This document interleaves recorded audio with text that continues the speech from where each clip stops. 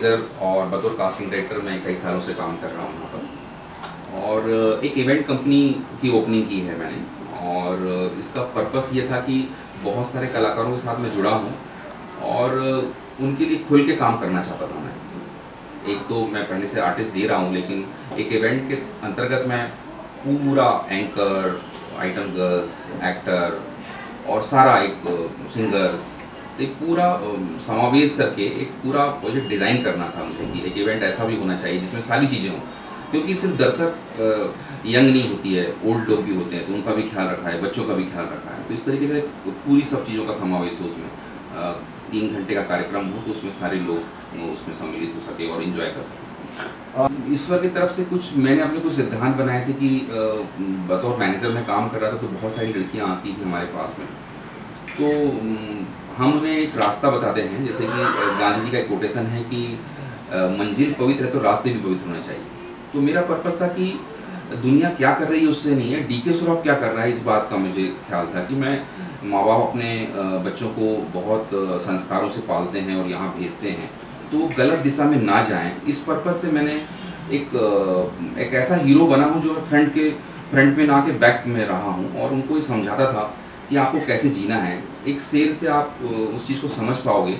एक लड़की आके मुझे अपनी दास्तान सुना रही है, उसके ऊपर से मैंने लिखा है, एक शमा ने मुझसे कहा कि मोम का जिस्म लेके जाऊं कहाँ, एक शमा ने मुझसे कहा कि मोम का जिस्म लेके जाऊं कहाँ, इस शहर में हर कोई वासना की आग लिए फिरता है।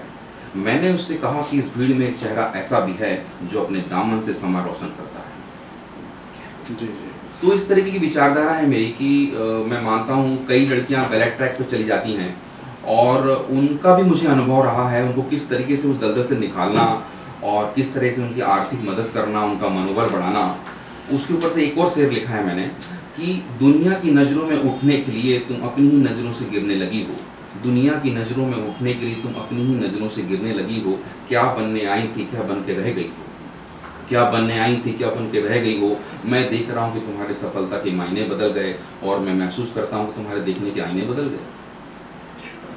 जी सर, तो कैसे करते हैं आप? कैसे, जैसे कि लड़की कहेगी मैं भुक्तभोगी हूँ, मेरे अपनी से हो चुका है, कि आप बड़े बड़े नामी गिरामी लोग होते हैं जो पहले काफ़ी फिल्में बना चुके हैं, कर चुके हैं, वही लॉलीपॉप देते हैं क्योंकि उनके पास काम होता नहीं है। और जो बड़े अच्छे लोग हैं उनका मेरा अनुभव है कि वो काम में बिजी होते हैं, तो उनको इतनी ज़रूरत ही नहीं है किसी की कि वो इन सब चीज़ों पे ध्यान दें। क्रिएटिव लोग जो हो गया, और कुछ छोटे मोटे लोग अपनी विचारधारा से जीने का प्रयास करते हैं, उनका शोषण करते हैं। तो पहला प्रयास होता है कि कोई, मुझे मोस्टली लोग रिकमेंड करते हैं कि भैया वहाँ जाओ तो आप सुरक्षित रहोगे, वो आपको गाइड करेंगे। एक ऐसा सिर्फ वस्त्र सफ़ेद नहीं पहने मैंने, एक आंतरिक रूप से भी अपने आप को वैसा निर्माण किया है। शराब नहीं है, नॉनवेज नहीं है, लड़कीबाजी नहीं है। मुझे लगता है ये पूजा है ये फील्ड, और जितनी शिद्दत से आप काम करोगे, एक कैमरा ऊपर वाले का भी लगा है, एक कैमरा आपका है तो एक ऊपर वाले का भी कैमरा है जो आपको प्रत्येक पल नोट कर रहा है, तो वहाँ हीरो बन के भी आप बहुत अच्छे रह सकते हो, विलेन बनने की जरूरत नहीं है। सर कितनी आप कहीं के मैनेजर रह चुके हैं? जी जी, नाम मेंशन करें। शर्लिन चोपड़ा हैं, राजू श्रीवास्तव जी हैं, गोविंद नामदेव जी हैं, विजय राज है, संजय मिश्रा है, मतलब 300 एक्टर हैं। वो आधा घंटा चला जाएगा उसमें नाम गिनाऊंगा। सभी लोग को प्राय मैंने काम दिलाया है, उनको मैनेज किया हुआ है। मोस्टली लड़कियों के लिए काफ़ी जाना पहचाना नाम रहा है मेरा, और मैं शर्तों पे विश्वास नहीं करता हूँ, कोई एग्रीमेंट नहीं किया मैंने आज तक। मेरा ये फिलॉसफी है कि दिल में रहना चाहता हूँ, पेपर पर रह के क्या करूँगा। मुझे ऐसा लगता है कि छोटे मोटे प्रोड्यूसर डायरेक्टर मुझे नहीं बुलाते हैं, ये मैंने सुना है। बोलते यार वो लड़की को बहन और बेटी बोलता है, उसको मत बुलाओ। तो सही मायने में उन लोगों के साथ मुझे काम भी नहीं करना है। मैं उस समृद्ध जगह पे काम कर रहा हूँ, बहुत सारी आवश्यकताएं नहीं हैं, सीमित दिमाग में है। पैसा मेरे दृष्टिकोण में एक परछाई है, पकड़ने जाओगे बिल्कुल नहीं पकड़ पाओगे, पलट जाओ पैसा आपको फॉलो करेगा। ईमानदारी से जो सुकून से पैसा मिलता है, तब मैं एक छोटे से गांव से आके यहाँ तक पहुँचा हूँ, उसके पीछे एक ही सिद्धत रही कि मैंने ईमानदारी से जो भी काम करो, आप अपना काम करते हो, कोई भी काम करते हो, ईमानदार अपने काम में रहो। खुदा, ईश्वर, गॉड आपको देख रहा है प्रत्येक पल, और उसकी नज़र में आप हीरो हो तो आपको कोई रोक नहीं सकता। एक और काम कर रहे हैं आपकी जो ओल्ड एक्टर्स हैं उनके लिए भी। मेरा ये मानना है कि हर काम के पीछे एक रास्ता अपना निकाल लो आप जीवन, और वो आपको पुण्य का काम कह सकते हो उसको आप। जैसे कि मैं मानता हूँ कि नीचे के एटीएम से पैसा निकलते, ऊपर जाओगे तो वहाँ पर भी एक एटीएम होगा अच्छे कर्मों का। तो उसी तरीके से मैंने देखा, मेरा एक्सपीरियंस था, मैं फिल्म कर रहा था हेरा फेरी, तो बीरबल जी और विजू खोटे जी को मैंने कास्ट किया। तो मैं उस समय वेलकम का कास्टिंग कर रहा था। तो बीरबल साहब मेरे पास आए, बोले सर मुझे आपको पैसा देना। मैंने बोला किस बात का पैसा? बोले सर मेरे को आपने काम दिलाया। तो मैंने सर मैं पैसा नहीं लूँगा, लेकिन आपसे मिलूंगा जरूर, एक फिल्म और कर रहा हूँ तो आप आ जाइए। तो फिरोज नाटेवाला के बंगले पे वो आए और वो सीढ़ी चढ़ रहे थे। तो मुझे उस सीढ़ी चढ़ने में उनको बहुत अंदर से तकलीफ हुई कि आदमी 70 साल के हो चुके हैं और उनको चढ़ते नहीं बन रहा है और आज भी जज्बा है। तो मैंने उस समय सोचा कि यार मैंने इनको जो 80,000 रुपये दिलवाए हैं तो शायद इनकी बच्चों की फीस दी होगी या कुछ किया होगा। और फिर मैं उनसे एक हृदय परिवर्तन हुआ मेरा कि यार एक तो ऐसा आदमी हो जो इनके लिए खड़ा हो, काम करे। और मेरा ये मानना है कि लोग हर समय अंधेरों के बारे में बात करते हैं। मेरा ये मकसद है, अंधेरों की बुराई नहीं करता मैं, एक कोने में दीपक जलाने पे विश्वास रखता हूँ। तो बस मेरा एक था कि छोटा सा अभियान करूँ और उसको बढ़ते गया। फिर बहुत सारे लोग ऐसे आए, उनको मनोबल की बहुत ज़रूरत थी। बच्चे लोग भी ध्यान नहीं दे पाते क्योंकि वो अपनी दुनिया में मस्त है और यहाँ पर इस तरीके का माहौल है। जब आप काम करोगे तो समाज में इज्जत होगी, परिवार में इज्जत होगी। तो वो कहीं ना कहीं मुझे ऐसा लगा कि एक बंदा मैं वो बन सकता हूँ। मतलब उसके ऊपर से मुझे एक बात ऐसी लगती है कि यार काम आना चाहिए दूसरों के। छोटी सी फिलॉसफी जीवन में कि एक होता है लो और एक ला। तो मैंने गॉड से ये बात की कि यार मुझे देना है लोगों को। आप अच्छी चीज़ें दे सकते हो, सोच दे सकते हो और एक समय दे सकते हो आप किसी को। बस एक पर्पस है जीवन में कि आप किस तरीके से लोगों के सपने पूरे करें। तो वो कलाकारों के साथ भी होता है और ईश्वर ने मुझे बहुत सारे ऐसे लोगों के लिए ब्रिज बनाया। जैसे सुदेश लहरी को मैंने रेडी फिल्म दिलाई, तो वैसे उसमें 18 लोग मेरे थे, अखिलेंद्र मिश्रा, हेमंत पांडे, मनोज पावा, ईवा ग्रोवर, मोहित गिलवर, बहुत सारे लोग। तो एक ब्रिज बनने का जो एक मकसद था ना, जब आप ऐसा सोचते हो तो लोग भी, ईश्वर भी आपको उस तरीके से मदद करने लगता है। मेरा एनजीओ का मकसद कोई भी ऐसा नहीं है कि मुझे फर्स्ट टाइम मैं मीडिया के सामने आके ये बात कर रहा हूँ। बाकी मैं इतने दिनों से कूल होके काम कर रहा था। मुझे लगता है जैसे बिग बॉस जैसा एक रियलिटी शो है जो क्राइम करते हैं, झूठ बोलते हैं, चिल्लाते हैं, गलत काम करते हैं, उनको हीरो बनाता है। तो मैं उसके थोड़ा सा खिलाफ हूँ। मैं चाहता हूँ कि ऐसी चीज़ें समाज में हो जिससे प्रेरणा लें लोग। तो मैं उसके लिए उदाहरण बनना चाहता था कि भाई ऐसे भी मैनेजर होते हैं जो अपने हीरोइन को बेटी बोलते हैं, बहन बोलते हैं और इस तरीके से काम करते हैं। क्यों? वो लड़की हमारे पास हमारे प्रभाव से, हमारे भाव से आई हुई है। तो ज़रूरी है कि उनके साथ हम रिश्ता स्थापित करें या और किसी साथ रिश्ता स्थापित करने के लिए मजबूर करें। बहुत पाक साफ नियत से काम करो और बहुत बहुत इंजॉय आएगा। बहुत जीवन सरल और सहज है। जिस दिन समझ जाओगे मज़ा आने लगेगा, स्वर्ग लगेगा। मैं ऐसा इसलिए भी रहता हूँ कि मुझे लगता है रोज़ फेस्टिवल है, ये ज़िंदगी आखिरी पल है बस।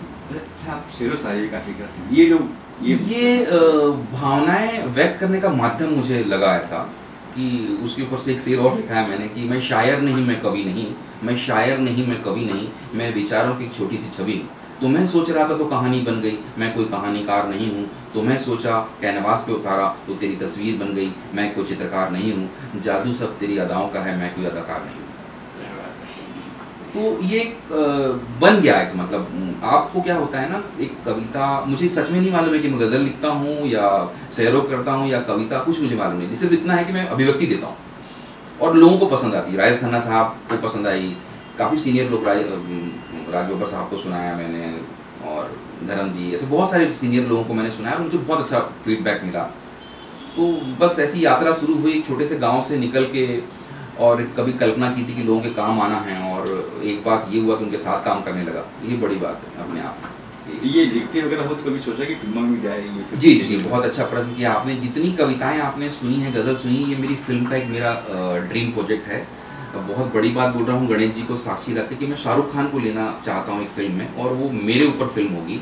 मेरा जैसा किरदार शाहरुख खान निभाएंगे और वो हर बात पे शायरी करेंगे। यानी एक तरह की बायोग्राफी कहे तो आपकी बायोग्राफी। मुझे ऐसा लगता है कि इस फिल्म का मकसद ये है कि जितने अच्छे और सीधे साधे तरीके से कितने सफल हो सकते हैं, इस फिल्म का मैसेज होगा। और मुझे लगता है ये बात अगर कहीं तक पहुंच रही हो तो मेरा एक ड्रीम प्रोजेक्ट है। और ये हर बात में शायरी करने का अंदाज है। जैसे कि अभी आप मुझसे बात कर रहे थे, उसके ऊपर एक शेर है मेरा कि आपसे बात करके मुझे यूँ लगता है कि मैं अपने आप से बात कर रहा हूँ। आपसे बात करके मुझे लगता है कि मैं अपने आप से बात कर रहा हूँ। जब मिले हैं तो यूँ लग रहा है कि अपने आप का दीदार कर रहा हूँ। ये मेरी मौलिक रचनाएं हैं और ये मैंने खुद ऑब्जर्वेशन किया है, इसको महसूस किया है। महसूस करने के बाद एक शब्द गज़ल बन गया, कहानी बन गई, और इस तरीके से बड़ा सौभाग्यशाली रहा हूँ मैं कि बहुत अच्छे लोगों का साथ मिला है मुझे। और बस यही एक यात्रा है, और इस यात्रा को जितना आप रोमांचक और यादगार बना सकें, हमारे जाने के बाद एक चीज़ रह जाती है, उसका प्रयास है ये। लेकिन एक सवाल है मेरा कि जी। आपने अब तक जितने भी एक्टर्स, छोटे मोटे जी, एक्टर्स जी, या जी। बेरबल जी, इनको जी, इन्होंने कास्ट जी। किया, तो बड़ी कास्टिंग से सलमान शाहरुख को कास्टिंग करना हो, जैसे उनके छाले अक्सर नाम आता है, उनके छाले ने इसमें फिल्म में कास्ट किया। उनका दृष्टिकोण मेरे दृष्टिकोण में अंतर है। मैं कास्टिंग डायरेक्टर के साथ में मतलब मैं वो जो कास्टिंग के अंतर्गत नहीं आता है, वो जो मैं कर रहा हूँ वो प्रपोजल डिज़ाइन होता है। जैसे शाहरुख सलमान लाना ये बड़ी बात होती है, तो हम बड़े, जैसे मैंने फिरोज खान साहब कास्ट करवाया था वेलकम, वो जो छोटे छोटे कैरेक्टर होते हैं कास्टिंग के लिए, उसका ऑडिशन करो। मैंने अपने पूरी लाइफ में ऑडिशन किया ही नहीं करूँ, क्योंकि इतना जजमेंट मेरा होता है कि मैं अगर इनको भेज रहा हूँ किसी जगह पे, तो वो मुझे कॉन्फिडेंस, डायरेक्टर को कॉन्फिडेंस रहता है कि यार बंदे ने भेजा है तो इसमें कोई बात होगी। बहुत जगह ऐसा हुआ है। विनोद पांडे की फिल्म थी रेड सॉस, उसमें शर्लिन चोपड़ा कास्ट करवाई थी मैंने, तो सब मिले एक बार और फ़ोन पे हो गया। तो फिर उसी फिल्म को देख के यश जी ने शर्लिन चोपड़ा को दिल बोले हड़प्पा में काम दिया। तो सिलसिला ऐसा बढ़ता है, बिग बॉस यूँ तो धीरे धीरे। तो मैं उनके साथ मेरा 10-12 साल का रिश्ता रहा है, बहुत पाक साफ, मैं उनको बेटी का संबोधन देता हूँ। मेरा यूँ मानना है कि बहुत ही आध्यात्मिक तौर पे हम लोगों के साथ काम करते हैं, और एक बहुत अच्छा आपका एक रिश्ता बन जाता है, जिसको आप खुद भी संबोधन दे सकते हैं। लेकिन उसमें मैं जानता हूँ कि पवित्रता बहुत ज़रूरी है हर काम में आपकी। आखिर में क्या संदेश देंगे ऑडियंस को, क्या कहना चाहेंगे, जो खासतौर से लड़कियों को जो फिल्मों में आना चाहती है बट कुछ ऐसे लोग? मैं एक ही बात बोलूँगा कि अपनी माँ बाप का आशीर्वाद तो ज़रूर लेना, और थोड़ा अलग सा लगेगा, प्यार मोहब्बत अपने काम के साथ करना।